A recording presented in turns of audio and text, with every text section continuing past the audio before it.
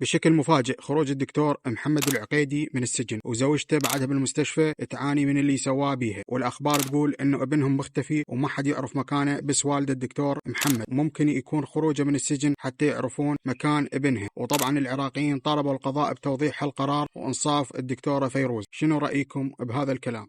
كلش يغار من محبتي لولدي. رنا أحمد تكشف سبب طلب زوجها علي الطلاق منها، تقول ما يريد جهالي وأحسه يغار منهم وأني ما أتنازل عن أولادي. يعني قبل هو شنو كان بحلم وهسه يلا درى. أني أحب العلي أحبه، مو كذب والله، أنا ما كذب بمشاعري، ولو ما أحبه ما أسوي منه جاهل. تمام؟ يعني النسوان تعرف هذا الشيء، المتزوجات يفهمن، بس لا يوصل لولدي لا، أعوف الحب على صفحة ونعوف قرة عيني على صفحة ونركز بالمهم اللي هم منه ولدي. نرجع للمهم بكيفه. بعد الطرف الثاني يحبني راح يقول لا هاي مرة ولدها، أنا لازم أحترم فكرة إنه هي تحب ولدها، فأني لازم أحبها هي وولدها. فهمتوا؟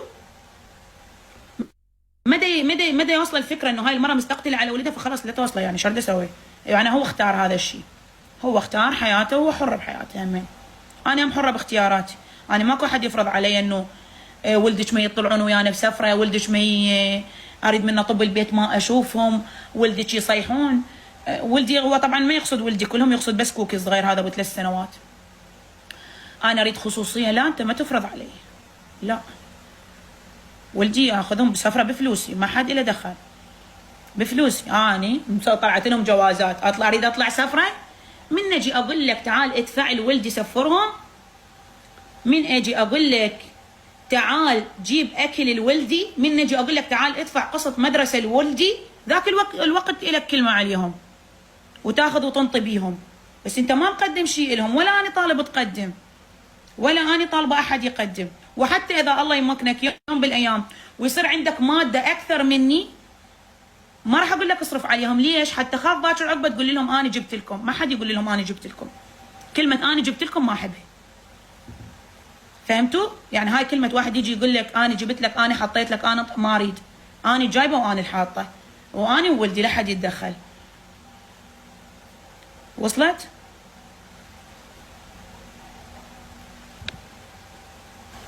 فلا أنا كاف، أنا البيئة مكفيني. عم منا هي مشاكل ميديا، منا أنا بيجي قرقرة عيني ببربورة جديدة، ما لنا خلق، ما لنا خلق. علي من لابس أسود، اعتقد احنا محرم. مره بلايف قال رنا سالها الاعلامي فقالت اختار ولدي، فهو زعل انه انا قلت اختار ولدي. انا ما اعرف المق الحكي والمعه، فهمتوا؟ ما اعرف المع، انا احكي اللي صدق انا دا احسه.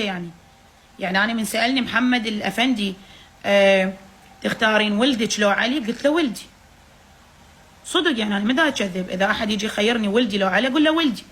اهلك لو ولدك ولدي، شغلك لو ولدك ولدي.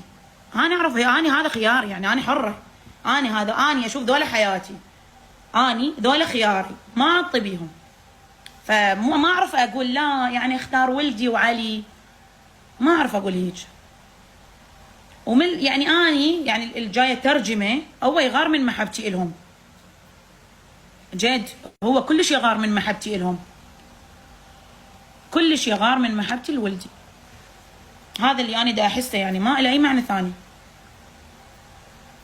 يغار انه اني ما انطي بيهم وما اعوفهم، وانه اني ما اخليهم يباتون برا، وانه اني ما اقبل يصيح، ما اقبل يسمحهم. احس انه الموضوع، فهمتوا؟ خليه يكبرون كل من يشوف. والله باعي حتى اذا كبروا ولدي الله يحفظهم وشافوا حياتهم وتزوجوا وعافوني، فاني هنا اديت امانتي. اني مو اربي طفل حتى من يكبر اقول له انا على الوالديه كذا عفتني. حبي ترى الامومه انه انت تربين هذا اللي انت جبتيه على الحياه، اللي هو ما مختار يجي، انت جبتي هذا الطفل ما يريد يجي. فاني من يكبر اذا اختار انه هو يتزوج ويعوفني، خليه يختار يروح يشوف حياته، انا ما اكلب بيه. بس معناه انا شنو؟ اديت امانتي، كبرته، زوجته، علمته، لقى شغله، خلاص شنو اكلب بيه؟ خليه يشوف حياته، خليه يكبر ويعوفني، شكو بيها. كان اصير هاي الام هاي المكلبه ببنها، خليه يكبر ويعوفني. اشوفه سعيد من بعيد، يا عيني انت. اشوف ابني من بعيد سعيد هو ومرته، هيك روح تقوم تضحك. غير دا اشوف ابني سعيد، ليش ما افرح؟ لا أنا ترى مو هيك ابد ابد ابد ابد ابد. والله امنيتي يكبرون، اذا راحتهم حتكون بعيد عني وهم مرتاحين وسعيدين، افرح لهم والله، ما ازعل منهم، ويبقون عمري كله ولدي وبارين بي واحبهم، وعمري ما ادعي على ولدي. انا بحياتي ما داعيه على ولدي ابد. اكو نسوان من تزعل من ابنها وهو كبير تقول له روح حسبي الله ونعم الوكيل، الله لا يوفقك. انا مستحيل اقول هاي الكلمه ولا مره، ولا هسه وهم صغار ولا من يكبرون، ولا ادعي عليهم بيوم ابد.